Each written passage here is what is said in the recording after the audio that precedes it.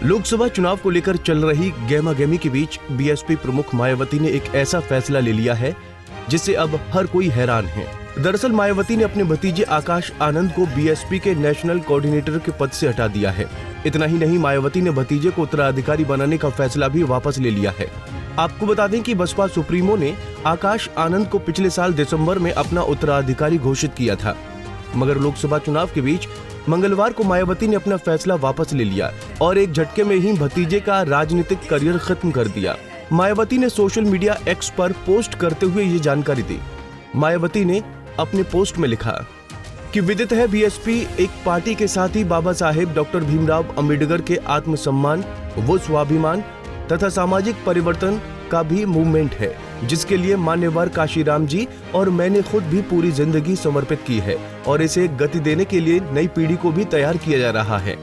इसी क्रम में पार्टी में अन्य लोगों को आगे बढ़ाने के साथ ही श्री आकाश आनंद को नेशनल कोऑर्डिनेटर व अपना उत्तराधिकारी घोषित किया, किंतु पार्टी व मूवमेंट के व्यापक हित में पूर्ण परिपक्वता आने तक अभी उन्हें इन दोनों अहम जिम्मेदारियों से अलग किया जा रहा है, जबकि उनके पिता श्री आनंद कुमार पार्टी व मूवमेंट में अपनी जिम्मेदारी पहले की तरह निभाते रहेंगे।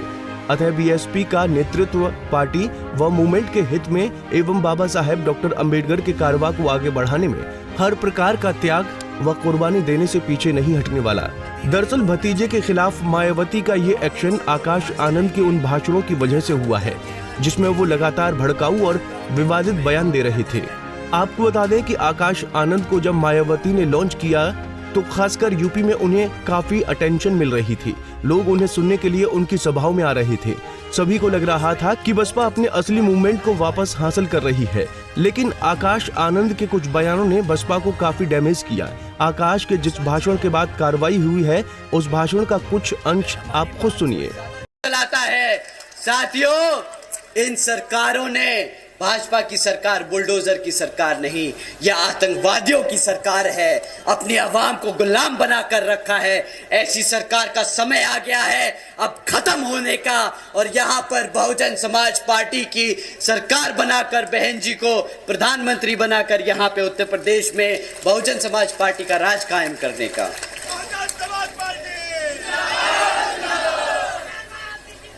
साथियों, अगर हमारी बात थोड़ी ज्यादा छुप गई हो और इलेक्शन कमीशन को लगे कि हमें तालिबान नहीं बोलना चाहिए था या भाजपा को आतंकवादी नहीं बोलना चाहिए था, तो हम उनसे दरख्वास्त करेंगे कि यहां उतर के आके देखें और गांव-गांव में घूमें और पता करें कि यहां के जो बहन बेटियां हैं, जो हमारे युवा हैं, वो किस हालत में जी रहे हैं। वो खुद समझ जाएंगे कि जो हमने कहा वो गलत नहीं, वो सत्य है, वो सच है, वो हमारी आवाम आज जी रही है। साथियों, रोजगार पर एक और टिप्पणी करी थी आदरणीय प्रधानमंत्री जी ने।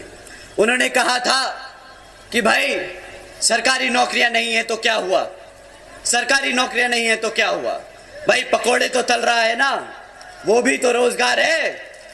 अब आप ही बताइए, इतनी पढ़ाई लिखाई कराकर अपने बच्चे को आप पकोड़ा तलवाएंगे क्या? बहुजन समाज पढ़ा लिखा समाज है, वो पकोड़े तलने के लिए नहीं पैदा हुआ है। आकाश आनंद ने कुछ दिन पहले सीतापुर में बीजेपी सरकार को आतंकी की सरकार बताया था। आकाश अपने भाषण में सीधे तौर पर सीएम योगी और पीएम मोदी को टारगेट कर रहे थे। आकाश के इन्हीं बयानों के बाद उन पर एफआईआर भी दर्ज हो गई थी। इसके अलावा भी कई जगहों पर भाषण देते वक्त आकाश जोश में गाली जैसे शब्दों का इस्तेमाल किया था। आवेश में दिए गए उनके बयानों की काफी आलोचना भी हो रही थी। ऐसे में मायावती ने पहले तो भतीजे को चुनाव प्रचार से दूर कर दिया और फिर राजनीतिक अनुभव की कमी बताकर आकाश से फिलहाल सभी जिम्मेदारियां छीन ली हैं। Bureau report, Punjab Kesari TV. हमसे जुड़े रहने के लिए हमारे YouTube चैनल को सब्सक्राइब करें और नई वीडियो की नोटिफिकेशन के लिए बेल आइकॉन को दबाएं। अगर आप ये वीडियो Facebook पर देख रहे हैं तो लाइक जरूर करें और ज्यादा से ज्यादा शेयर करें। धन्यवाद।